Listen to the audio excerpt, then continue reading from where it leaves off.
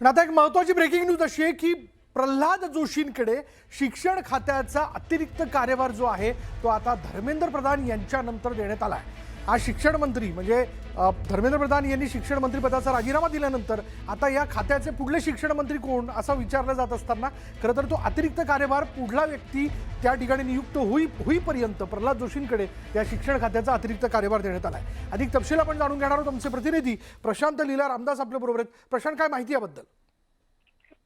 विशाल, केंद्रीय शिक्षण मंत्री धर्मेंद्र प्रधान यांनी राजीनामा दिल्यानंतर त्यानंतर सगळ्या चर्चा सुरू झाल्या होत्या की अतिरिक्त कार्यभार कुणाला द्यायचा। त्यानंतर आता कोळसा मंत्री जे आहेत प्रल्हाद जोशी यांना अतिरिक्त कार्यभार हा केंद्रीय शिक्षण मंत्रालयाला देण्यात आलेला आहे। महत्वाचं म्हणजे ते या अतिरिक्त कार्यभाराचं कामकाज आजपासूनच त्यांनी पाहायला सुरुवात केली आहे।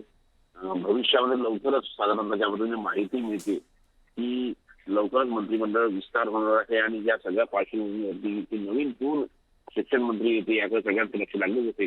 पण धर्मेंद्र प्रधान यांच्या राजीनाम्यानंतर आता अतिरिक्त कार्यभार हा प्रल्हाद जोशी हे ज्येष्ठ मंत्री आहेत यांना देण्यात आलेला आहे आता, आणि त्यांनी कामकाज पाहायला देखील सुरुवात केल्याची माहिती पुढे आलेली आहे।